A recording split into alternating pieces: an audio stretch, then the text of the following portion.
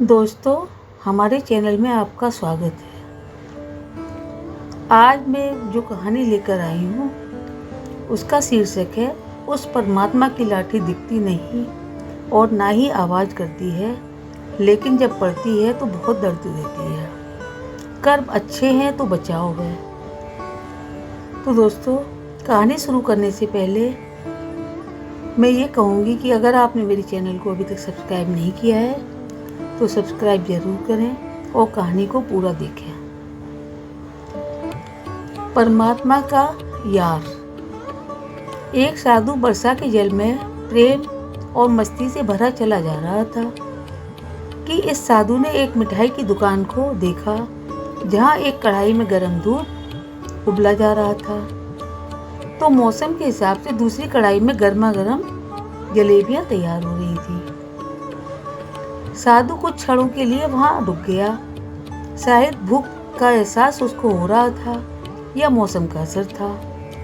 साधु हलवाई की भट्टी को बड़े गौर से देखने लगा। साधु कुछ खाना चाहता था, लेकिन साधु की जेब भी नहीं थी, तो पैसे कहाँ से होते। साधु कुछ पल भट्टी से हाथ सेकने के बाद चलाई जाना चाहता था कि नेकदिल हलवाई से रहा न गया और एक प्याला गरम दूध और कुछ जलेबियां साधु को दे दी। मलंग ने गरम जलेबियां गरम दूध के साथ खाई और फिर हाथों को ऊपर की ओर उठाकर हलवाई के लिए प्रार्थना की, फिर आगे चल दिया। साधु बाबा का पेट भर चुका था। दुनिया के दुखों से बेपरवाह वे फिर एक नए जोश के साथ बारिश के गंदले पानी में छींटे उड़ाता हुआ मस्ती से चला जा रहा था। वह इस बात से बेखबर था कि एक युवा नवविवाहित जोड़ा भी वर्षा के जल से बचता बचाता उसके पीछे चला आ रहा है। इस बार इस मस्त साधु ने बारिश के गंदले पानी में जोर से लात मारी। बारिश का पानी उड़ता हुआ सीधा पीछे आने वाली युवती के कपड़ों को भिगो गया और उस औरत के कीमती कपड़े कीचड़ से लथपथ हो गए। उसके युवा पति से यह बर्दाश्त नहीं हुआ, इसलिए वह आस्तीन चढ़ाकर आगे बढ़ा और साधु के कपड़ों को पकड़कर कहने लगा, अंधा है क्या? तुमको नजर नहीं आता?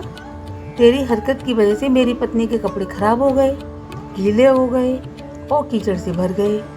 साधु हक्का बक्का सा खड़ा था, जबकि इस युवा को साधु का चुप रहना नागवार गुजर रहा था।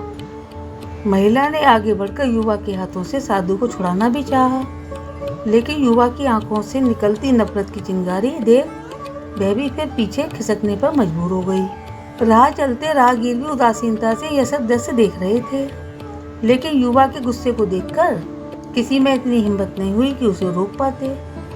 और आखिर जवानी के नशे में चूर इस युवक ने एक जोरदार थप्पड़ साधु के चेहरे पर जड़ दिया। बूढ़ा मलंग थप्पड़ की ताव न झेलता हुआ लड़खड़ाता हुआ कीचड़ में जा गिरा। युवक ने जब साधु को नीचे गिरते देखा तो मुस्कुराते हुए वहां से चल दिया। बूढ़े साधु ने आकाश की ओर देखा और उसके होठों से निकला, वाह मेरे भगवान, कभी गरम गरम जलेबियां और दूध खिलाते हो और कभी गरम गरम थप्पड़ पड़वाते हो, लेकिन जो तू चाहे मुझे भी वही पसंद है। यह कहता हुआ वह एक बार फिर अपने रास्ते पर चल दिया।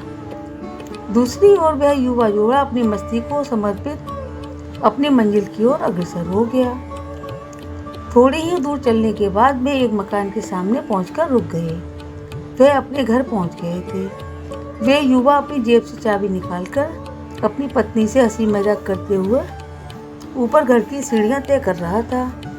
बारिश के कारण सीढ़ियों पर फिसलन हो गई थी। अचानक युवा का पैर फिसल गया और वह सीढ़ियों से नीचे गिरने लगा। महिला ने बहुत जोर जोर से शोर मचाकर लोगों का ध्यान अपने पति की ओर आकर्षित किया, जिसकी वजह से काफी लोग तुरंत सहायता के लिए युवा की ओर लपके, लेकिन देर हो चुकी थी। युवक का सिर फट गया था और कुछ ही देर में ज्यादा खून बह जाने के कारण इस नौजवान युवक की मौत हो चुकी थी।